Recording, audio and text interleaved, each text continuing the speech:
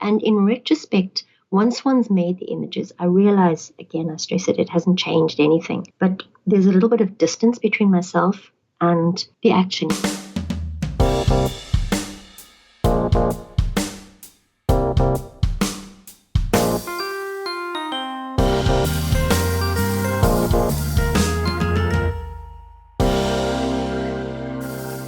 Hello, print friends, and welcome. I'm your host, Miranda Metcalf. I release weekly episodes with people around the world who share our love of printmaking. If you like what we do, please rate us and review us on Apple Podcasts. That really does make a difference. Or just tell a fellow print friend about the podcast and maybe they'll enjoy it too. We also have a Patreon page where supporters join at tiers that start at just $1 a month, and that helps to keep us bringing you printy content every week. And you get thank yous like exclusive merch and access to bonus content. Shop talk with our editor, Timothy Pauschak. These are chats for the printmaker's printmaker. They talk about color theory, materials, chemistry, lots of nuts and bolts, and down-to-earth professional advice. How do you get a solo exhibition? How do you balance teaching and making? How do you get that teaching gig in the first place? So if that sounds like something you're interested in, you can check out the link in the show notes and sign up to hear Tim's chat with today's guests. And if you want to save a little cash while still supporting the show, you can sign up for a yearly subscription and receive 15% off the tier price. Printmaking forever. Shun the non-believers. This episode of Hello Print Friend is brought to you by Speedball Art Products, who've been offering a diverse range of high-quality products to your creative practice since 1997. But we all know those products do not use themselves, and that's why Speedball works with a fantastic lineup of contemporary printmakers who make up the Speedball team of demo artists. Artists like the incredible Jay Ryan, who's been making screen prints and concert posters in and around Chicago since 1995. His clients have included bands such as Andrew Bird, Fugazi, Hum, The Decemberists, Jack White, Pearl Jam, Modest Mouse, The Melvins, My Morning Jacket, and hundreds of others, as well as brands like Patagonia, Samsung, and CBS Films. Jay owns The Bird Machine, a small screen print shop where he makes all of his prints. So if you want to learn a few tricks of the trade from one of screen printing's best, head on over to Speedball Art's YouTube channel and see how it's done. There's a link in the show notes. Print friends, I have some great news for you. The West Virginia University School of Art and Design's printmaking program is looking for motivated and ambitious artists who want to be a part of their active print community. And between now and the 15th of January, they're waiving application fees for their MFA and MA programs.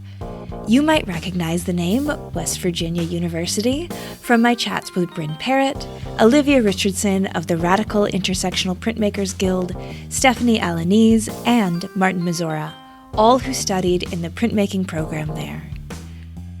You can apply for free using the code GRWVU25.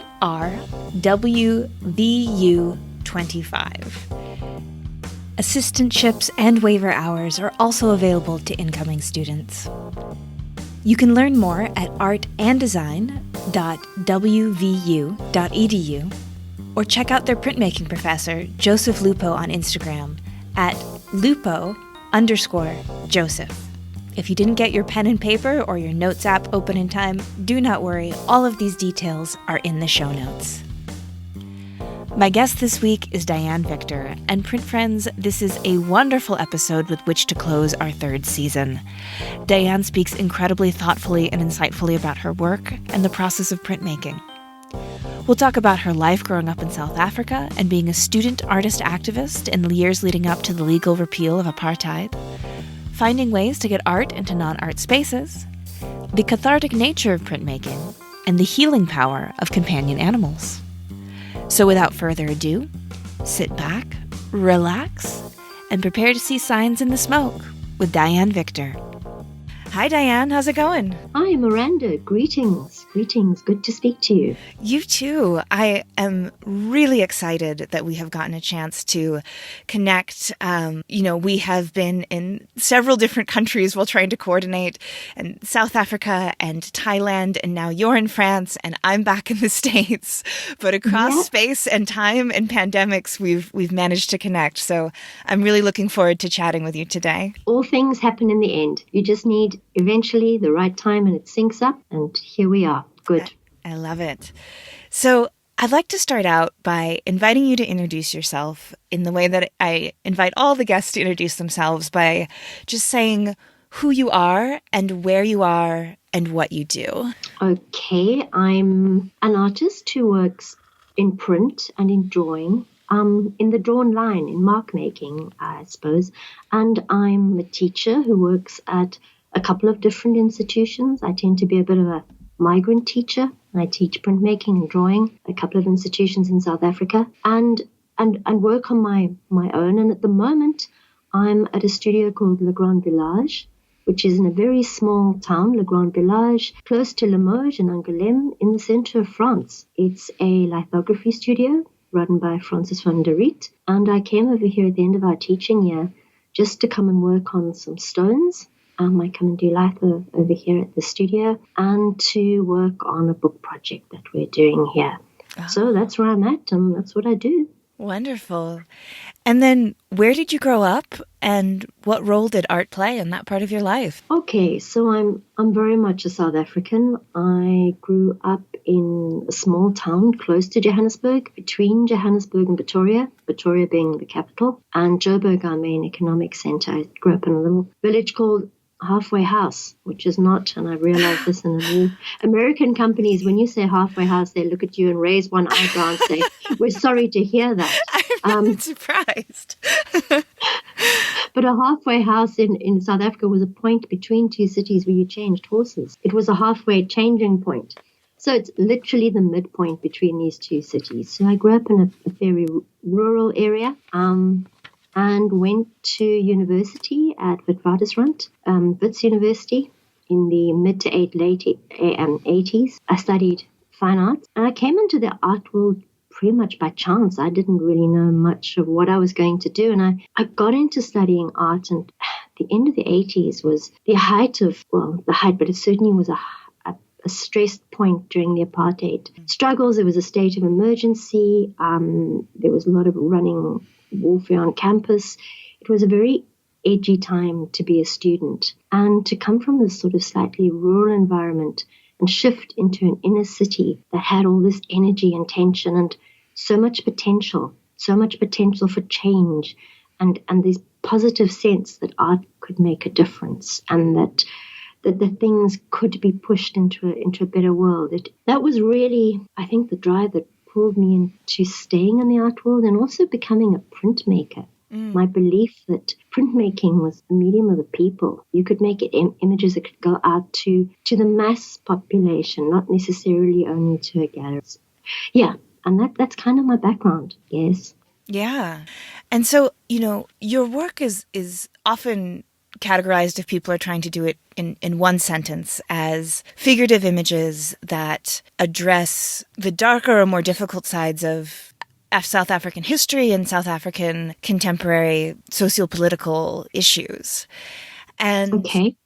And I was thinking about this. Yes, if we can start sort of broad, and then we can kind of narrow down. But if you were, born in 1964 and apartheid had its legal repeal in 1991, that means that it's almost exactly half of your life that you've spent in apartheid South Africa, and then in the legacy of apartheid in South Africa.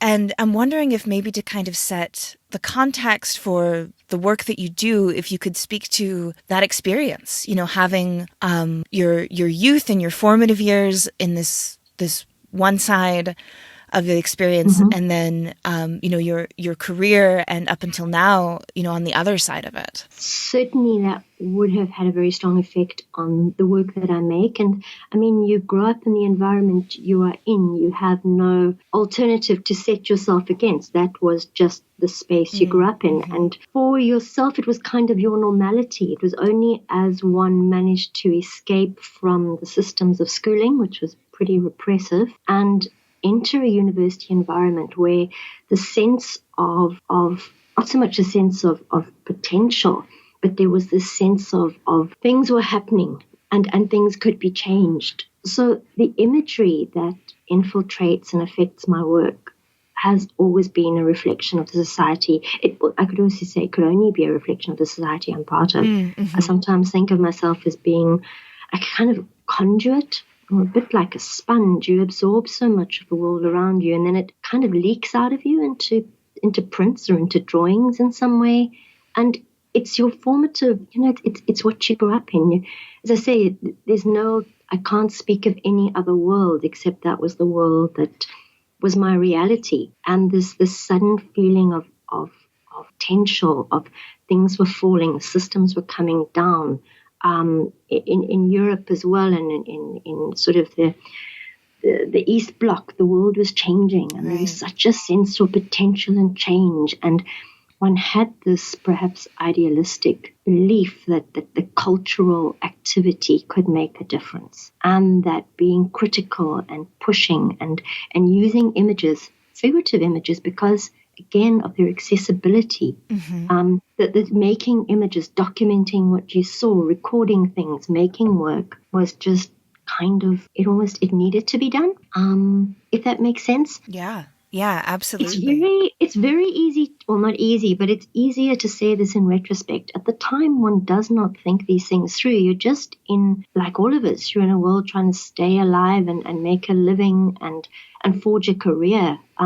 It's not something you pre-plan. I think in retrospect, when I look at students that I work with now, and they're battling to find voices and things to speak about, that at that time in the late 80s, there was almost not no choice, but there was a goal, there was a target, there was such a positive sense of potential of making a difference, and how the power of images and the power of creative voice could really change the way people thought. And that's left an intrinsic impression not intrinsic, but it's kind of affected the way I think for the rest of my life. I suppose I've just continued thinking the same way. And after the fall of apartheid and the opening up and freedom in the country, still thinking in that critical sense that almost the images that I make are a record of the time and the place that I am.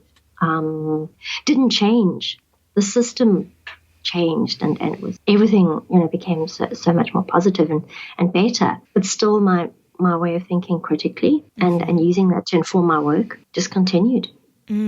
Yeah. It's interesting because when you're talking about that time, you're using the word potential. And do you think that you got to see that potential realized, over the course of the career that you've had thus far? Did that kind of manifest in the way that you felt that it could in the late 80s? I guess we were all so damn idealistic. Isn't one always so idealistic? Yeah. And it's kind of Rainbow Nation and everything would be wonderful. And certainly, yes, the country is in a million times better position in terms of there's freedom for people, but there's a downside, and things always fall apart, and idealism with its little gold fringed fringe around, halo around the edge, always tarnishes, and things fall apart, and human nature kicks in, and corruption, which is one of the main problems in the society we're part of, helps to not necessarily destroy, but it sort of it takes the shine off that hopeful future a little bit. Yeah. So yes, it is a very great place to work in, and I wouldn't really want to ever work anywhere else. But yeah, the need to be critical and the need to look and reflect on the society that you're part of hasn't changed. It still needs to be done. Yeah. It still needs to. Yeah, absolutely. I was actually thinking about this a little bit this morning because I was invited to speak on a panel at an upcoming conference about inclusionary practices. You know, if you're in a position like myself, as I'm sort of a gatekeeper for voices, you know, like I decide what voices get on this podcast that gets listened to by many printmakers. And I was thinking about how it has to constantly be an active practice, because you don't at one point say, okay, that's it. What I'm making is diverse. What, like, my society is now equal. Like, it's just never going to happen. It's constantly a moving target that you need to stay critical of and honest about the actual outcomes that you're seeing. You know, not just, I had good intentions, but truly look at what is happening on the other side of those intentions. So yeah, I completely understand that continual need to engage critically with society and with your own work that you're creating. Exactly. Yeah. With yourself as well. It's attempting to keep that critical, slightly, I'm not going to say distance, because it's almost impossible to be distant because you're part of it. It's so, in retrospect, one can always make these comments, but at the time you're just part of it. It's part of the people around you. But to be critical, constantly critical, socially, that's such a negative word, critical. I don't mean it to be excessively negative. It's not that. It's just to keep looking. Keep looking, and almost like a seismograph. I often think of, I think of an etched line as this very sharp little sheer line that you etch into metal. And the way a seismograph that measures earth movement or tremors that you would see in a museum, that you just kind of pick up on the tremors. That etching line just reflects the magnitude of things shaking in other places. Yeah. When I was reading about your work and your background preparing for this interview, I came up over and over again with your work being compared to Bruegel or Bosch. And I think sometimes that can happen to printmakers who are being socially critical. You know, people may look back in time and say, oh, just like Bruegel, just like. So I was wondering if you identify with that at all, and if you were aware of their work when you were developing your voice and your style at all, or do you think this is a bit of a retrospective fitting to your practice? Look, if you do art history at university and you are aware of all of these artists and the history of intaglio printmaking specifically, or Litho does it as well, because of its immediacy and the way you can generate multiples, the idea of printmaking being connected to critical thinking or critiques of society, it has a long history. So I was aware of that. But again, it's something you come to in retrospect. When you're making, or for me, when you're making at the time, you're not thinking that way. I get angry. I tend to make work more effectively. Or when I'm angry or something's really either upsetting or bugging me, and it's a way to draw it out of yourself. So it's kind of like almost drawing a thorn out of your finger. And drawing an image is a way for me to think through what's going through my head. So that kind of imagery is just sort of what I do without thinking, how do I position this within? Yes, certainly in some bodies of work, I've consciously gone and said, okay, how does this relate to perhaps another body of work that's been made in the past? But normally it's far more of an intuitive process. I would not make any idea of having preconceived ideas of going out to do things. I get angry. I want to work. An image needs to be made, and I either work directly in drawing, which is the other medium extensively, or it moves into print. Yeah, I think that's really interesting what you're saying about how the impetus for the creation can come from a place of anger. And, knowing the subject matter of your work, I'm guessing that's that you hear a story or you learn about something, you see something in the news. And I think that particularly in the States, in recent years, people can really, really identify with that. Seeing something that seems so blatantly unjust and feeling so helpless, feeling just that impotent rage of feeling like I am subject to this, and more marginalized people than myself are subject to this. And so I'm wondering if you could speak to that transfer of taking that energy, because that anger can feel so, at least for me, it can almost feel disempowering. Like it can feel sort of out of control, and like I can go towards hopelessness in it when it feels sort of overwhelming. But it sounds like you found a way to channel it into creation and into art that is doing some work in society. I guess that's the hope. Yeah. The illusion that you're doing some work, because that's what it is. It's disempowering. You feel impotent. One gets so angry, and the anger, I can only speak from my own position. If I don't draw it out of me, it kind of loops in the circle inside yourself, and you reactivate it, and then you're angry again, and then you get upset, and then you're ranting and raving to yourself, and it's a destructive energy. Internalized, it's a destructive energy. And I've learned this. I learned it when I was being a child, as enjoying things that made me angry. So it's a very intuitive, almost childlike way of working, in that I draw it out, and it's not political cartoon. It's not going and saying, okay, I'm going to parody a certain situation, but it's drawing what's in my head, because I'm not a very good words person. I'm an image person. My brain functions in images. It has a running visual commentary going through it, not a verbal one. And allowing that anger to be transferred onto a surface doesn't make it any better for the situation. I know that. There's no delusions that it changes the world. But it allows me to mediate it through that process. I draw it, I make it, and I communicate far more succinctly through the drawn line than I ever can. I mean, that's why I think so many artists go into making, is they're just not really good at talking. You produce this image, and it's an image that then goes out into the world, and it's your voice or comment on that situation goes out into the world, and people can respond to it.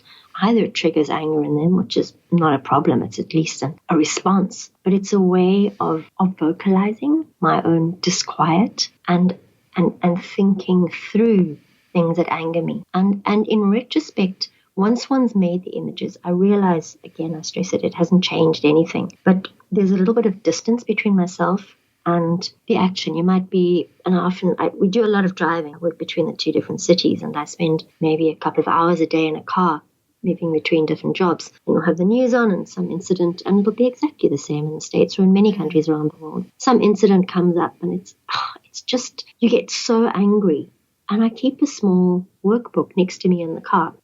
And I do working drawing, because images flash through your head, and it's process. So much of making, I think so much of printmaking is about process as well. But it's that first step of process, from energy goes into the image. And it's like a conduit. It runs into the image. And there's a slight distance from yourself. And from there, it's processed through the printing, through the etching, through the process of print. And it moves it a little bit away from the immediacy of one's own frustration. Yeah, because working in print, you would have so much more time with that image. So you do your initial sketch, but then you need to rework it, you need to work your plate, you need to make your proofs. Is that sort of all part of the catharsis for you, would you say? Totally. It's and printing, I mean, in terms of etching, intaglio, which is the main medium that I work in and certainly do my own printing, it is a long, slow process. You can't rush a print.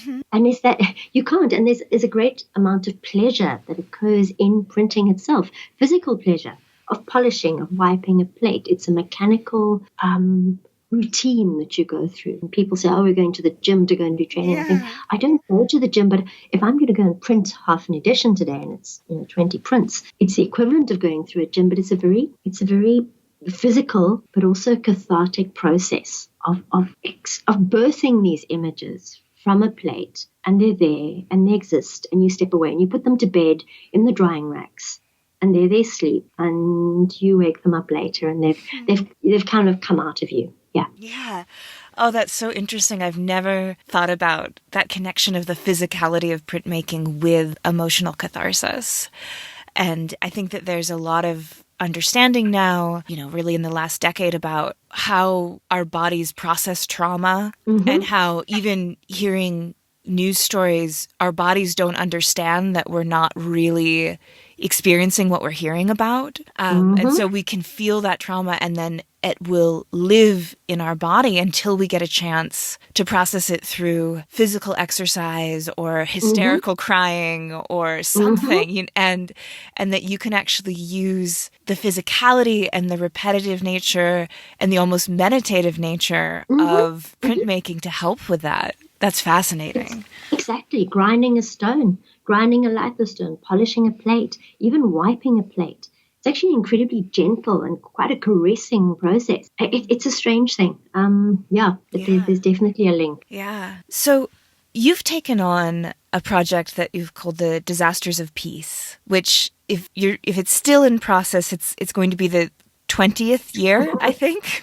Yeah, 20th, at least 20th, yes, 20th year. Yeah. Unfortunately, it is still going on. I initially started the series as a direct response to Goya's Disasters of War, and many artists have responded to that amazing series. And I started working on it about 2001. And there were just, as there are in so many societies, bizarre incidents happening. And I was so angered by them. We lived in and still do live in this country with this amazing constitution. We have one of the most enlightened and wonderful constitutions in the world, which offers freedom to society. It's really a generous document. And yet within this wonderful environment, barbaric situations occur which one would normally only associate with an environment or a country at war with another country or at war with itself. And that's really what it became, a society at war with itself, where it started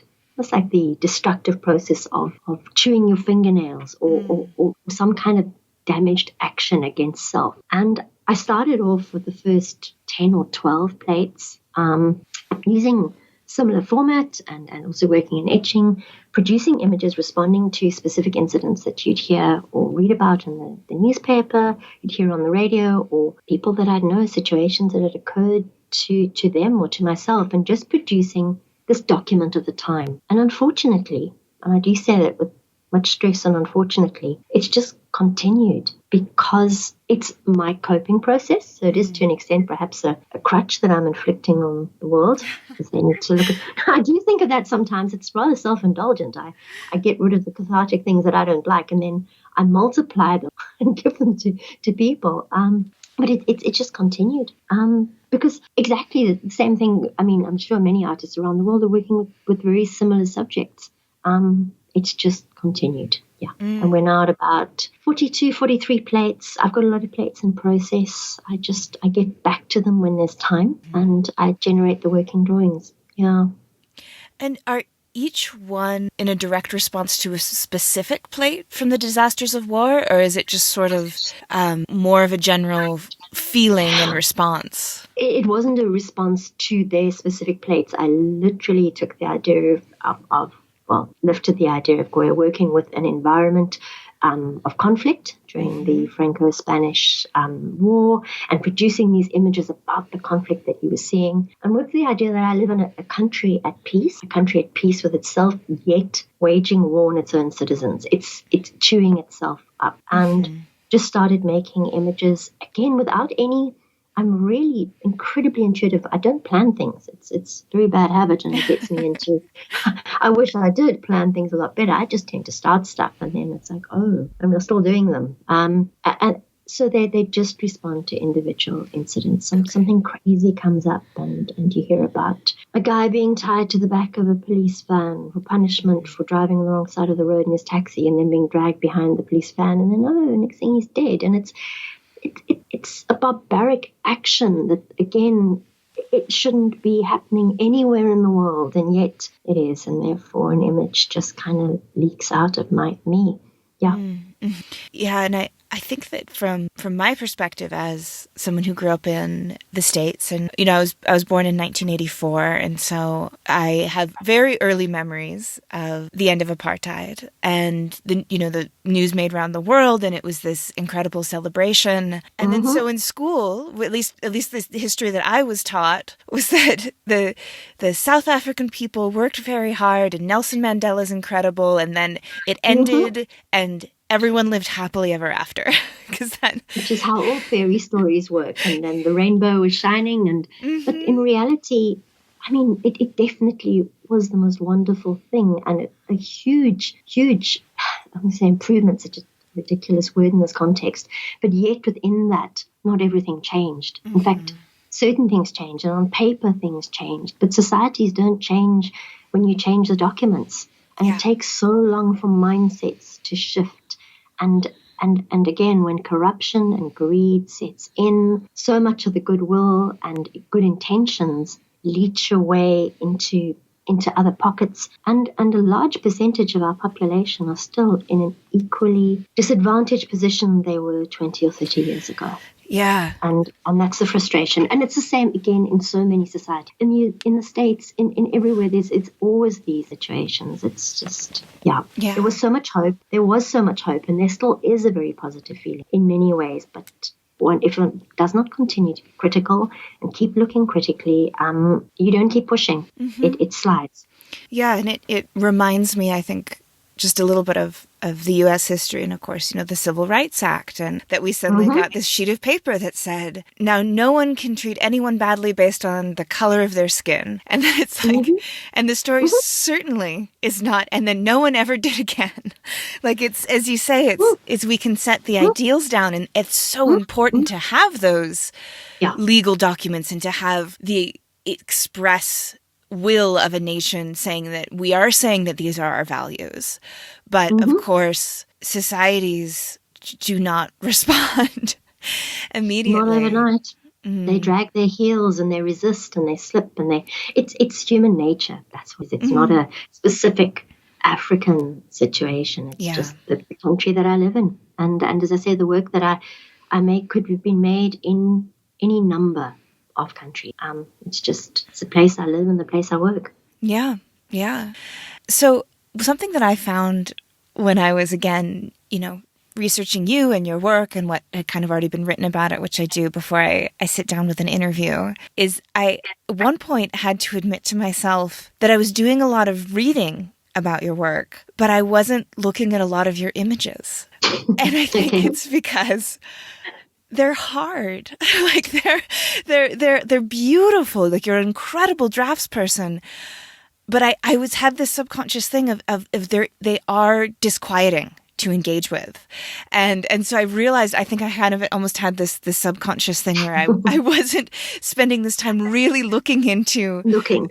Yeah. And I try to, when I am doing this research, I really try to make the work be the core of where my own inquiry is and where the stories is coming from. So I had to sort of check myself and go back and really look at your incredible body of work that's out there.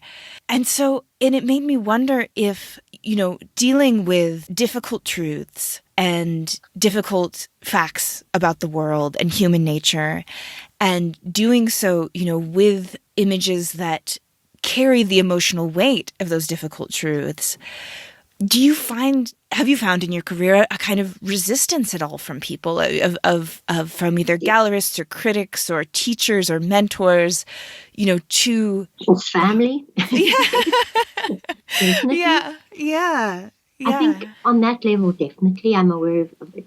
You make an image that doesn't make people happy, or it makes them uncomfortable. And that really is, to a large extent, my intention. It's to almost be a slight, like a nagging tap in the side towards indifference. There's nothing that irritates. Irritates also a very light word. Angers me more than people who attempt to be indifferent to a situation. So yes, there has been some resistance, and a lot of people think of me as, oh, she's very negative, and I'm actually not a particularly negative person. I don't think I'd be able to make the images if I was. It's my way of dealing with information.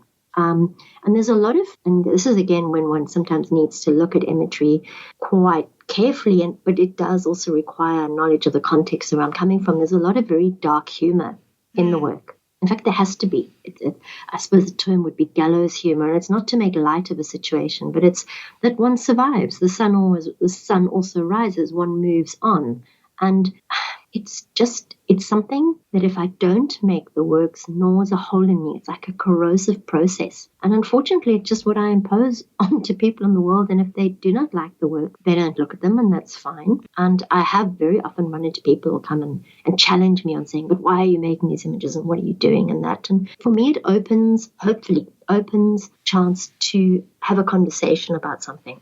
I'd rather have a conversation with somebody on the vague hope that it might change or get them to question slightly in the position that they think, or that sounds very egotistical, arrogant, but to get them to think through what it is they find offensive, than indifference, or people just going like, oh, those are nice. We really like your itching. At which point I would go and change what I do, because I wouldn't be doing the right thing. It's being that little corrosive, almost like a warning sign, just corroding away at people's psyche, saying, but guys, keep on looking. Because I do realize we're bombarded, and we all know this, we're bombarded with visual imagery. And with social media being so effective as it is, people become numb and slightly more so now than historically, able to switch off to things they don't want to look at. And my students, I mean, I don't have kids, but I teach, as I said before, a number of institutions, and I almost see the students that I teach as my, inverted commas, surrogate children. So I learn through their, and I think teaching is a privilege. I get to see through their way of thinking, and they'll skim through the feed on their cell phones, and there'd be some horrific images. And they just say, oh, we just don't look. I'm like, how can you just not look? I don't have that. Yeah. Ability built into my head. I can't not look. But it interests me in people's coping strategies of dealing with excessive violence or horror in their society, with which they have to encounter on a daily basis, and their survival tactics of not seeing. Yeah. That ability to not look varies so much person to person. And I've always been someone myself who can't not look. You know, I was just an incredibly sensitive child. I would have panic attacks learning about the Holocaust and have to be taken out of class when I had other students who were so bored they were throwing pencils in the ceiling sitting next to me. Like I always had that. How can people not be responding to these things that happen to real humans in the world? And in my life, I've just met people who really can just say, oh, I just don't think about that. You know, like, and it amazes me. And they do, they switch off. I don't think about it. It doesn't affect me personally, but it's not an off switch that you have. It sounds like it's very similar to if something horrific happens, it circles in my head until I draw it out of myself. It doesn't go away, but it mediates it. Yeah. And I think that's ability to switch off, you know, through receiving information as people are used to, you know, seeing it on Twitter, hearing it on the radio on the way into work. And I think that is a place where art can be an active force, is that if you're producing images, if you're producing a visual language around things that are happening that maybe people haven't developed a resistance to yet, or maybe or maybe your images can be imbued with an emotional reality that goes beyond just hearing the facts stated to you. That in that place you can kind of invite or maybe even force people to engage emotionally and to actually feel what is happening and what is happening to real live humans who are also in this world with us, who are just like us, who are going through things and who have families who have to deal with the aftermath of it. Yeah. Exactly. It's almost, well, it's not tricking, but I've often thought that working with technically beautiful or beautifully made images that are visually enticing, so to deal with difficult subject matter, but to draw it in a way that's visually seductive. So people go, oh, well, this is an amazing image. And then they look. Yeah. It's a terrible thing, and it sounds like I'm making light of it, but I'm very aware of the fact, incredibly aggressive image, and something I've learned from experience and years of something really aggressive that stands out there, and you lose your view from about 5 meters. They take one look, and you can see the shutters going down. And they're like, I'm not going there, and realizing that this is also where printmaking can work as well, especially etching, because at the scale being quite small and intimate, and that you pull people in to an image, and it's not entrapment, but it's a dialogue, it's a visual dialogue, and they come in and they look, and then they see something, and then they start thinking, and hopefully once they've started looking and thinking, you've opened that line of conversation rather than just making a judgment and stepping away. I know it's idealistic. All these little bells are going off my head while I'm speaking to you. I can hear my conscience going like, oh yeah, really? You preach to the converted, and you're speaking to a gallery audience, and when people coming into a show know what to expect. But I really do also attempt to move images out of gallery environments into other spaces, showing in other spaces where people come into work, come in to see works when they're accidentally going into a butcher or something like that, and they come into context with works that they wouldn't expect in another environment, and then hopefully lines of communication. Yeah. And so you do seek out places to show your work that's not the traditional white wall gallery art context. Can you speak to that? Oh, it's you get spaces where you're allowed to, but I'm more and more thinking that so much of where you show is part of the work. Recent installation that I did was in the stairwell of, it wasn't a university, so again, it's a privileged environment that you're speaking to an educated body of society, but using the stairwell to hang, I do smoke drawings on glass. I know this is a printmaking talk and I'm diverging slightly, but I do smoke drawings on glass, and then hanging these glass smoke drawings with the shadows of the glass projected onto the walls of the stairwell. So people using the stairwell would come across these shadow stains, and they were portraits of women who'd been murdered by their intimate partners. And as you climbed the stairs, you came across these stains. They couldn't see the glass or the smoke drawing. They could just see the projected shadows. And it kind of, people stopped and tried to rub them off the wall because it wasn't a gallery environment. And that was the amazing thing. They wanted, their hands went out. They wanted to interact. I did an installation of portraits is an open term, the portraits of the heads of animals that had been cut off, abattoir, and then hung them in a butcher's environment. So when you came in to go and buy the meat, there were these little ghosts portraits of probably somebody you were eating. Just shifting them into spaces where people didn't expect, moving artwork into other spaces, other environments. Any chance that I get, I try and move it, not only, Sydney's still working within the gallery environment, but trying to find other spaces. I love that. When I was working in Bangkok before everything got very severely locked down, I was working as a director of a gallery out there, and the owner of the gallery and I would often talk about how we really wanted to get art out of gallery spaces.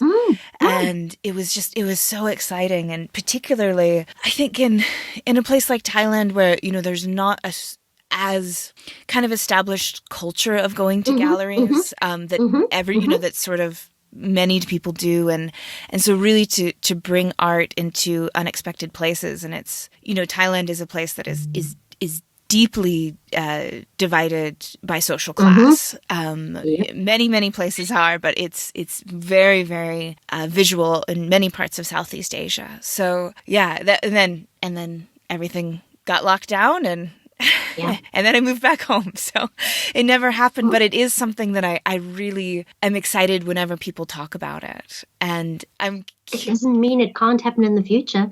Yeah. Things will change. COVID changes. Things will change. You go back. I mean, there's always potential to go but I agree totally. Moving images into spaces where people who do not have the time or the privilege to go into a gallery come in contact with. So it's a communication, which is again where printmaking really has that advantage. You can work in the multiple.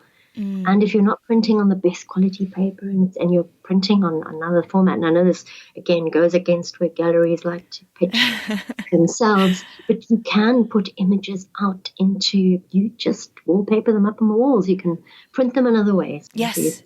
Yes, I had a great chat a few months ago with Caledonia Curry, who's known as Swoon here.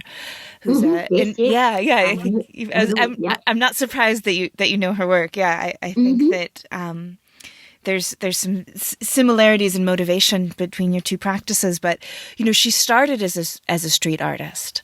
And one of the things she talked about when we chatted was the fact that because she could do this multiple, she could put up these images of people all over the city, and she didn't have to worry about if someone tears it down or tags over it or throws paint on it, because she can keep making them, and she can keep making on them on this relatively inexpensive paper, putting them up quickly, and then they're there in people's lives, as they're walking to the subway and that sort of thing. So printmaking is incredible that way. And part of the reason why printmaking and printmakers, I think, tend to be politically engaged and empathetic and wanting to move the needle of social change very often is it and because you go back to Goya and being able to produce these multiple images of the disasters of war, although I don't think they were, I don't believe that they were printed in his lifetime. No, I don't think so. But he was making them. Yeah, yeah. He knew, and that when they were produced, they were these honest images of what actually happens in war out there in the world for people to see. And it's incredible impact that what printmaking can have. It's wonderful. It's a document of a time where obviously now photography and the access we all have to cell phones and photography does shift the position, but it's the mediated quality of a drawing. It's not just a photo of. Once it's run through your brain and your hands in the process, it becomes something else. It does. It changes in conversation or translation. It's not lost in translation. It translates into a distilled. Anyway, yeah. No, I think that's so important. That idea of the way something that's created by a human hand pulls our attention in a way that I think, because we're so saturated with photography, now it just doesn't. I see more photographs before breakfast than my grandmother would have seen in a year. And, Exactly. Yeah. And so we do become immune to that. But when something, as you say, gets mediated through human craft, human intervention, we're just fascinated by seeing something that was made by another hairless ape. We just love it. We just see it and we're like, oh, what is that? And in a way that, it is important. And I think it does pull attention in a world that we're increasingly competing for attention, even the slightest sliver of it. Yeah. Which also deadens things. I think that's it, when there's so much background visual noise that people become quite blind. Again, as we spoke earlier, possibly as a coping strategy. But that seeing in a drawn image or an etched or whatever, a made image, you don't realize it, but you also understand the maker's reasons and mindsets in a non-verbal way. We've got a strong visual intuition that you look and you understand without having to verbalize and say, as you would in a lecture, this is what I see. You kind of intuitively read an image. And anyway, yes. Yeah, absolutely. And I've always been I just love that intuitive place that visual images can touch, and the place beyond words, and the way that a visual image isn't linear in the way that you take it in, the way words, you have to put one in front of the other in order for things to make sense.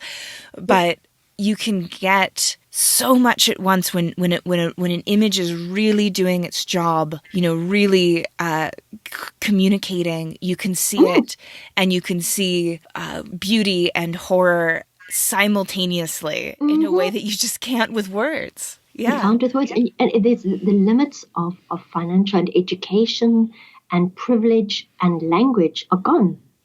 You look at the image, and it doesn't matter what your home language is, you read it. And that's, I suppose, the strength of the power of the visual image.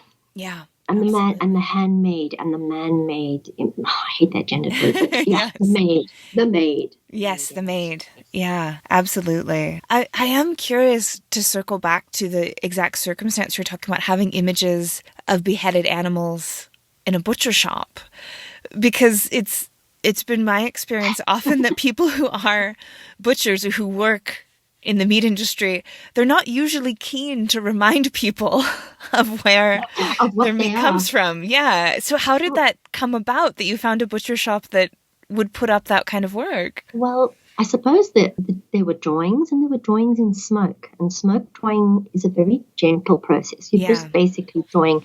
So they became very beautiful portraits. They were just the heads, and it wasn't showing the gory section of severed sinews. It was just the heads of the dead, a bit like something was Delacroix, I think it was, who did those studies of decapitated heads, which were quite horrific, but they were also very beautiful. And it was a small town that had an arts festival going on, and I went in there and I approached the butcher, and then I explained how the process had been made. And there's one thing about smoke drawings as well, is that it almost has a slightly, the dog and pony component. It's sort of like almost magic. Oh, look, I can take a candle and make an image.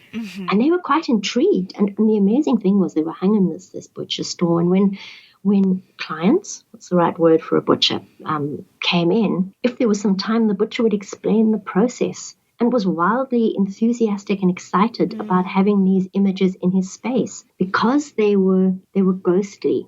They were actually very sad little images, but none of the horror of the actual butchering. They were really just the ghosts of lost animals. And they didn't see it as a negative thing, and I didn't see it as a negative thing. It was just trying to, so when you're walking into, the local butcher and you want a pound of mince, that if there's an image of perhaps the sheep that it came from, or just the portrait of its head floating above there, you don't think of it in a horrific way. It's just that memento mori of this is the context. And the first butcher I approached was quite open to it, and the body of work was shown there, and had a very interested response. Many people just really couldn't give a damn because they were there in a hurry and they were there to do what they needed to do. But a number of people actually stopped and asked and looked, and there wasn't a negative reaction. I asked him to sort of record if there was anybody who commented, and there wasn't a negative reaction. There was just this curiosity of, oh, okay. Yeah. I suppose if they'd been photographic images again, too abrupt and too raw, but mediated through making and through materials, again, the importance of the material you work with, as adding another layering to the reading of the work, kind of. And you don't need an arts degree to access works like that. We sometimes assume the elitism of arts degrees that allow people to access work, but the everyday public are quite visually able to look and read and understand.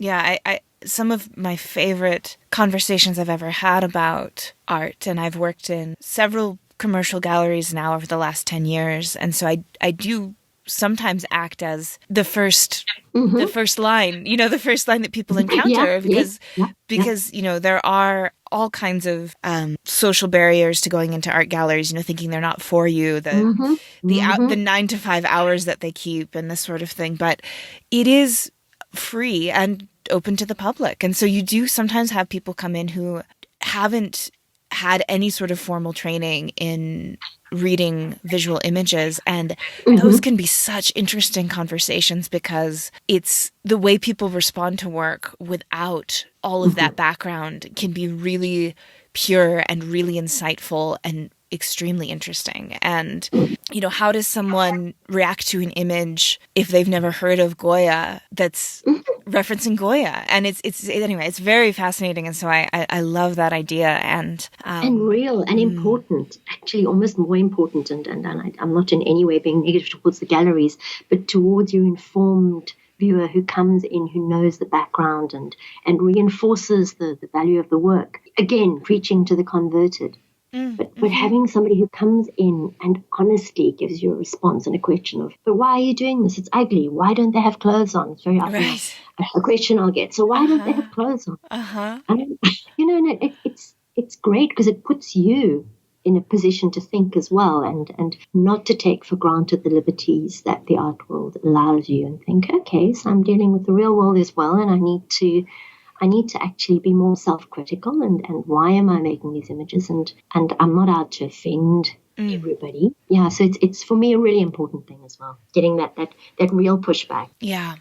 And I think that also putting people in a position where they are uncomfortable, and if you can get them to examine that, that is incredible, and it is in the discomfort that we find space to grow. I believe that very much. And I say this as someone who often, when I'm in discomfort, I'm just completely absorbed and self-pity and woe is me and can't be philosophical about it. But in retrospect, you can look back and you can say, oh, that is when I had to grow. And there's a writer who writes about sort of end of life care through a Buddhist context.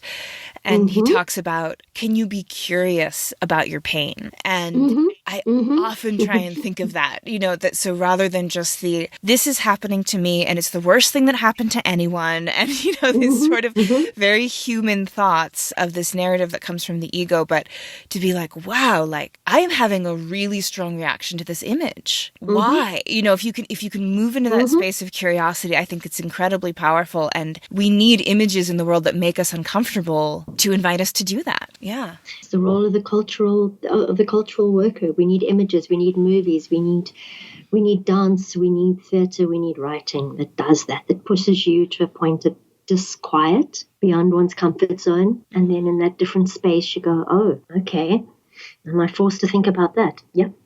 It's the role of the creative worker, I suppose. Yeah.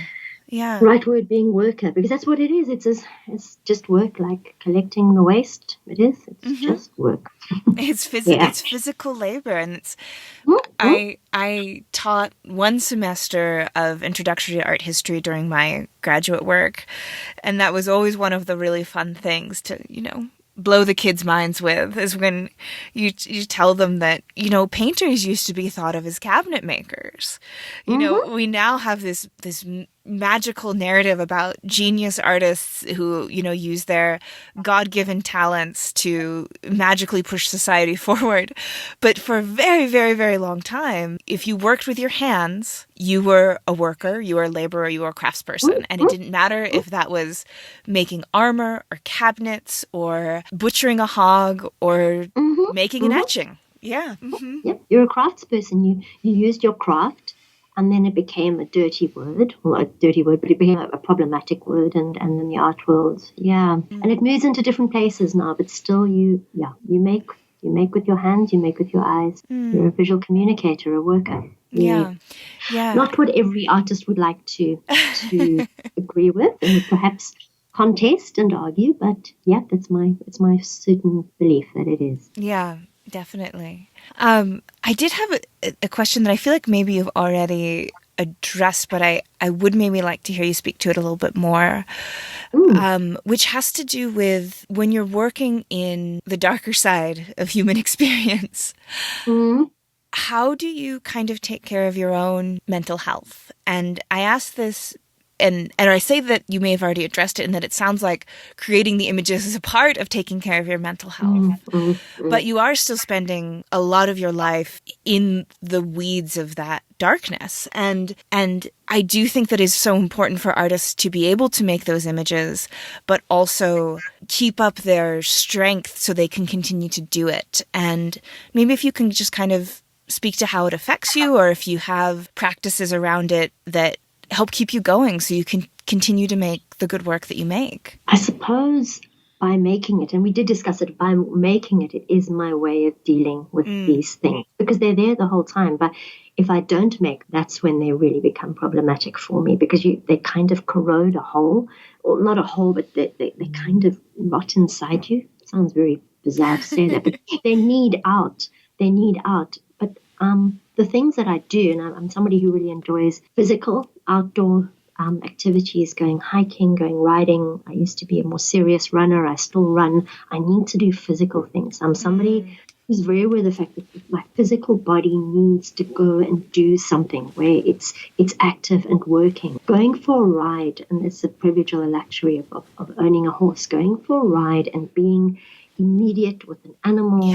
And I'm also somebody who has a lot of animals, and the privilege again of living at home with animals, it just kind of, it levels things and it brings back to reality, and you're there in the now, and your body's fitness and strength is what matters. And if you sit and worry too much about what you're thinking about, you're either going to come off the horse or you're going to trip when you're running, and you have to be in your body and there. So I do a lot of outdoors activities is probably my best way of mediating the stressiness of, you would know, but when you're doing etching, it's very fine. You tend to tense up. You're doing a lot of it on drawing, and you're focused, and I'm focused, and I'm thinking about what I'm drawing, and there's that anger goes through your head, down your arm and out your fingers into this plate. And if I don't go and do something like go for a run, I find that you start getting, your body tells you.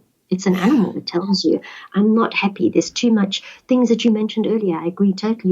Your body knows there's stress, but it can't react to it by running away. And it doesn't fully comprehend the stress that's driven by something you've heard on a radio. And a way to help myself overcome that is through my contact with friends, through students, and with doing physical things. Out doing stuff.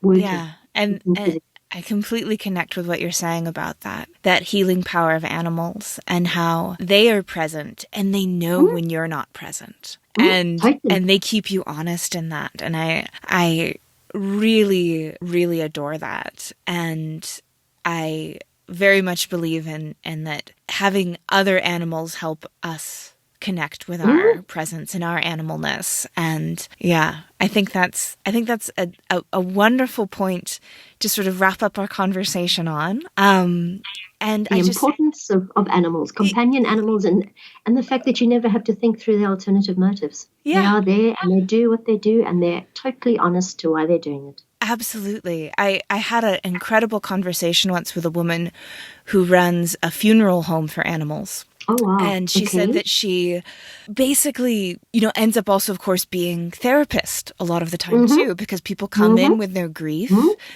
She says she's seen people just hysterically crying over gerbils and they need to process it. And I completely understand it.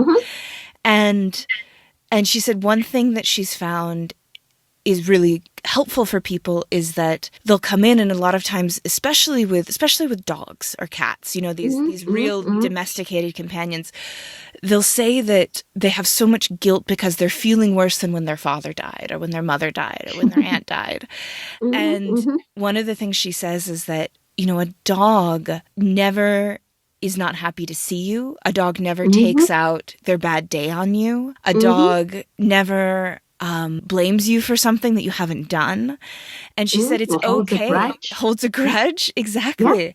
And she said it's okay to have a purer grief about animals because you do have a purer love, a less complicated love with them. And I just think that ever since I heard that, I think about it all the time when I'm interacting with my dogs, or I rode horses for just about a year back when I was living in Seattle, and just that honesty and that presence that they have is so incredible. Yeah, so important. It's so important, and our contemporary life becomes more and more complicated, and that absolute, straight, direct honesty becomes harder and harder to find in our human interaction, where nothing ever is as straight as it appears to be. Yeah. But if that horse doesn't like you, the horse doesn't like you. Yeah. It's not going to.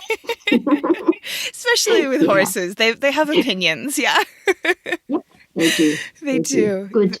Yeah. Wonderful. Well, can you please let people know what's the best place to find you out on the internet if they wanted to see your work or follow anything that you're up to? Oh, God, this is where I'm really bad. I spend my life making images and being a very bad social networker. I have an Instagram site, Diane Victor. Okay. And you can, the best thing to do, I don't even have a website. I'm terrible. I'm trying to think of the best way to say this. Go out, just put my name in a search, and images will come up. And through the different galleries I show through the images, through Le Grand Village. They certainly have websites, David Critt, Goodman Gallery. There's all these places that are there, and they will find images. Wonderful. But I'm not organized enough to say beyond Instagram to go anywhere. I think that's perfectly fine. Yeah, I think that you're findable out there, so I think that that's what matters. Yeah, I'm findable. If you're looking for the images, they will find the viewer. Beautiful. Well, thank you so much, Diane. I've had an incredible time chatting with you about everything, and I'm so pleased that we were able to connect and have this talk. Miranda, thank you, and I really enjoyed speaking to you. That was great. It was great. And you're going to stick around and have a little shop talk with Tim, correct? Certainly, that's what we're going to do. Awesome. All right. Well, thank you again. Okay, go well. Well, that's our show for this week. Join me again next week when we'll have an announcement about your print friends over here at the pod, and we'll start our annual trip down memory lane with a few favorites from the archives for the end of the year. You won't want to miss it. This episode, like all episodes, was written and produced by me, Miranda Metcalf, with editing by Timothy Pauschak and music by Joshua Weber. I'll see you next week.